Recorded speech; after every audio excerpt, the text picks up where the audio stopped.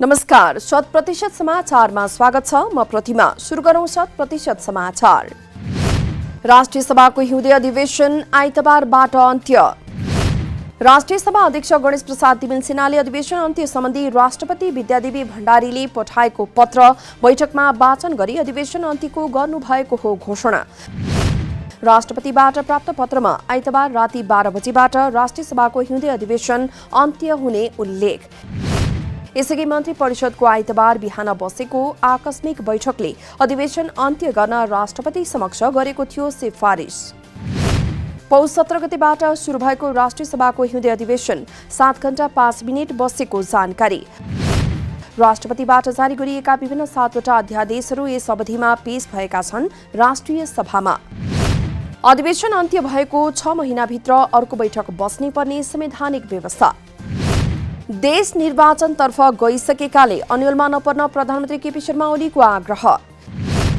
आफ्नो नेतृत्वको सरकारले इतिहासमै उत्कृष्ट योजनाबद्ध कार्य अगाडि बढाएको प्रधानमन्त्री ओलीको दाबी।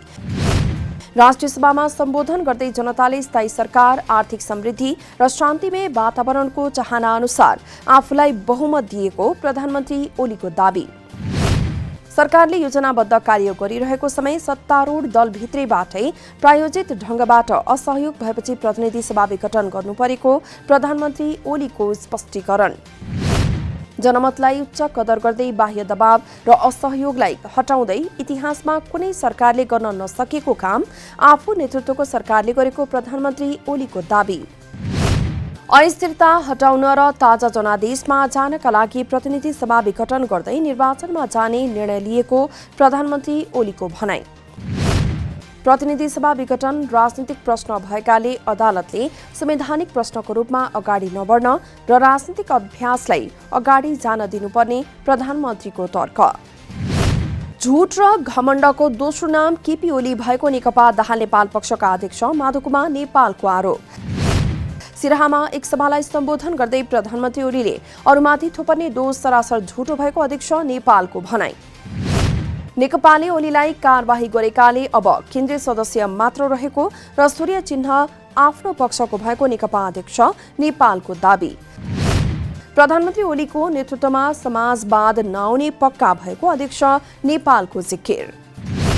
प्रतिनिधि सभा विघटनको विरोधमा दाहाल नेपाल पक्ष अनि रासोबियुद्वारा काठमाडौँमा बैलगाडा प्रदर्शन। प्रधानमन्त्री केपी शर्मा ओलीलाई गणतन्त्र विरोधीको संज्ञा दिँदै बैलगाडा प्रदर्शन गरेको अनि रासोबियुका सहसंयोजक रञ्जित तामाङको भनाई। माइतीघरमा आयोजित कोण सभालाई सम्बोधन गर्दै प्रतिनिधि सभा विघटन गरेर प्रधानमन्त्री ओलीले सत्ता टिकाउन खोजेको अनि रासोबियुका सहसंयोजक तामाङको आरोप। यसैबीच वरिष्ठ अधिवक्ताहरूले माइतीघर मण्डलामा संविधान पढेर सरकारको कदमको गरेका थिए विरोध। माघको पहिलो हप्तादेखि विद्यालय सञ्चालन गर्ने काठमाडौँ महानगरपालिकाको तयारी। कोरोना भाइरसको संक्रमणका कारण गत चैत्र 11 गतेदेखि बन्द रहेका शैक्षिक संस्थाहरूलाई माघको पहिलो हप्तादेखि सञ्चालन गर्ने काठमाडौँ महानगरपालिकाको तयारी।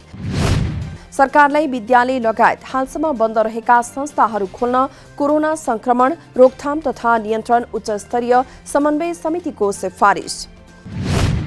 माघदेखि विद्यालय सञ्चालन गर्न सरकारको निर्णय कुरेको र सरकारको निर्णय आउन ढिला भए पनि आवश्यक स्वास्थ्य मापदण्ड पूरा गरी विद्यालय सञ्चालन गरिने तयारी।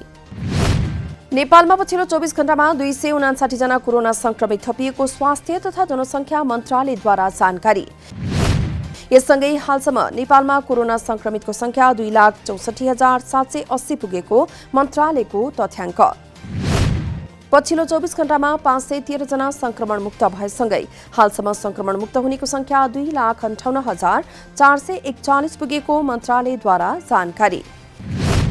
यसैगरी पछिल्लो 24 घण्टामा 5 जनाको मृत्यु भएसँगै कोरोना संक्रमणबाट मृत्यु हुनेको संख्या 1,917 पुगेको मन्त्रालयको तथ्याङ्क। अहिले देशभर 4,422 जना आइसोलेसन र 257 जना क्वारेन्टिनमा रहेको मन्त्रालयद्वारा जानकारी। कोरोना भाइरस संक्रमणबाट विदेशमा थप 3 जना नेपालीको मृत्यु। युकेमा 2 जना र मलेसियामा 1 जनाको मृत्यु भएको गैर आवासी नेपाली संघ एनआरएनएद्वारा जानकारी। यो सँगै विदेशमा कोरोना भाइरसबाट मृत्यु हुने नेपालीको संख्या 377 पुगेको संघ अन्तर्गतको स्वास्थ्य समितिको तथ्याङ्क। 50 देशमा रहेका 53,846 जना नेपालीमा कोरोना संक्रमण देखिएको संघको स्वास्थ्य समितिका संयोजक सञ्जीव सापकोटाद्वारा जानकारी। तीमध्ये 51,116 जना कोरोना मुक्त भएको संयोजक सापकोटाको भनाई। दाङ र रोल्पाबाट उपचारका लागि बाँके पुगेका 2 जना कोरोना संक्रमितको उपचारका क्रममा मृत्यु। रोल्पाको लिबाङ 4 की 42 वर्षीय महिलाको मृत्यु भएको नेपालगञ्ज मेडिकल कलेज शिक्षण अस्पताल कोहलपुरद्वारा जानकारी। दाङको बबई 6 की 80 वर्षीय वृद्धाको आइतबार बिहान मृत्यु भएको भेरी अस्पताल नेपालगञ्जद्वारा जानकारी। लामो प्रयासपछि भोजपुरको आमचोक गाउँपालिका वडा नम्बर 9 दुम्मानामा अस्थायी प्रहरी पोस्ट स्थापना। अस्थायी प्रहरी पोस्टको स्थापनासँगै आपराधिक गतिविधिमा कमी आउने स्थानीयको अपेक्षा। भोजपुर र उदयपुरको सिमानामा पर्ने आमचोक गाउँपालिका 9 दुम्मानामा अस्थायी प्रहरी पोस्टको स्थापना गरिएसँगै स्थानीय खुसी। सानो कामको लागि पनि घण्टौं लगाएर बालाङ्खा धाउनुपर्ने बाध्यता हटेको स्थानीयको भनाई। दुम्मानामा अस्थायी प्रहरी पोस्टको स्थापनासँगै जिल्लामा अस्थायी प्रहरी पोस्टको संख्या 29 पुगेको प्रशासनको भनाई। ठूलो पहल र लामो समयको प्रयत्नपछि प्रहरी पोस्ट स्थापना भएसँगै घरेलु हिंसा, लागू पदार्थको प्रयोग र अन्य आपराधिक घटनामा कमी आउने स्थानीयको विश्वास। राज्यको सेवा जनताको घर घरमा पुर्याउने उद्देश्यले पोस्टको स्थापना गरिएको जिल्ला प्रहरी कार्यालय भोजपुरद्वारा जानकारी।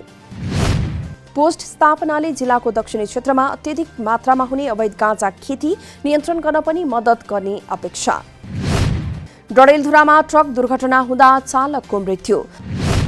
धनगढीबाट अछामका लागि हिँडेको नाछख 38-17 नम्बरको ट्रक डडेलधुराको अमरगढी नगरपालिका 11 सल्लाघारीमा भएको थियो दुर्घटना। दुर्घटनामा कैलालीको गेटाका अन्दाजी 35 वर्षीय चालक ओम प्रकाश पन्तको मृत्यु भएको जिल्ला प्रहरी कार्यालय डडेलधुराद्वारा जानकारी। ट्रकका सहचालक बाजुरा बडमालिका नगरपालिका 5 का 18 वर्षीय मदन साउद घाइते भएको प्रहरीको भनाई। ट्रक सडकबाट 250 मिटर तल खसेको प्रहरीद्वारा जानकारी। रूपन्देहीको बुटोलमा सडक क्षेत्रभित्र परेका घरमा चलाइएको छ डोजर। डोजर चलाएर सडक क्षेत्र मिचेर बनेका घर टहरा खाली गर्न थालेको डिभिजन सडक कार्यालयद्वारा जानकारी। अदालतको आदेश समेत अटेर गरेपछि डोजर चलाउनु परेको सडक कार्यालयको भनाई। बुटवलको राजमार्ग चौराहादेखि गोलपार्कसम्मको सडक 6 लेनको बनाउने क्रममा केही घरधनीले अदालतमा मुद्दा हालेपछि रोकिएको थियो निर्माणको काम। पश्चिम लमजुङको कोलासोथार गाउँपालिका अन्तर्गतको विकट सिङ्दी गाउँका नागरिक वर्षौंदेखि लघु जलविद्युतकै भरमा बस्न बाध्य। राष्ट्रिय प्रसारण लाइन नपुगेको कोलासोथार 5 सिङ्दीका स्थानीय पर्याप्त विद्युत सेवा नहुँदा समस्यामा। करिब 300 घरधुरी रहेको लमजुङको कोलासोथार गाउँपालिका वडा नम्बर 5 सिङ्दी गाउँमा पुगेको छैन केन्द्रीय विद्युत प्रसारण लाइन। करिब 1 दशक अघि निर्माण भएको लघु जलविद्युत आयोजनाको भरमा काम चलाउँदै आएका स्थानीयलाई ठूला योजनाको काम गर्न समस्या। तोगु खोला लघु जलविद्युत आयोजनाबाट पछिल्लो समय विद्युत उपयोगिता बढेसँगै आवश्यक मात्रामा विद्युतीय सेवा लिन नपाएको स्थानीयको गुनासो। सो गाउँमा राष्ट्रिय प्रसारण लाइन जोड्ने पहल भए पनि अपेक्षित सफलता पाउन नसकेको जनप्रतिनिधिको भनाई।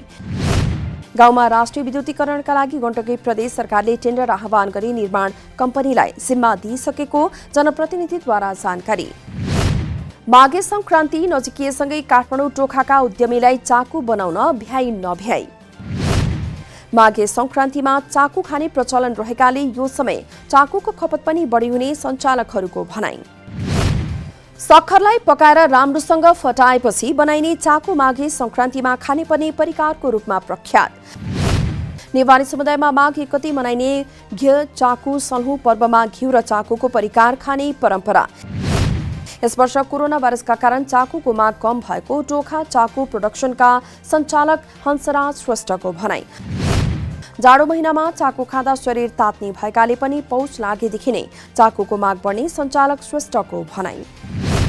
15 दिनभित्र आफूहरूको माग पूरा नभए फोहोर मैला व्यवस्थापनलाई रोक्ने सिस्टोलवासीको चेतावनी।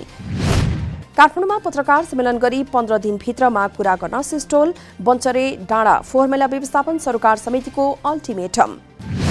विगत 15 वर्षदेखि थुप्रिएको फोहोरले स्थानीयमा आतंक मचाइरहेको पनि समितिको भनाई। पटक पटक माग उठाउँदा आश्वासन मात्र दिइएको भन्दै अबको 15 दिनभित्र माग पूरा नभए फोहोर ल्याउन नदिने समिति संयोजक नवराज ढुङ्गानाको चेतावनी। पत्रकार सम्मेलनमा फोहोर मैलाको व्यवस्थापनको लागि नयाँ प्रविधिको मेसिन राख्नुपर्ने शहरी विकास राज्य मन्त्री रामवीर मानन्धरको भनाई। समितिले सरकार समक्ष प्रस्तुत गरेको छ विभिन्न 11 बुँदे माग। गत वर्षको कमाईबाट शेयर धनीहरूलाई 10% बोनस शेयर दिने प्रभु बैंकको प्रस्ताव पारित। सरकारले तोकेको प्राथमिकता प्राप्त क्षेत्रमा लगानी बढाउने बैंकद्वारा जानकारी।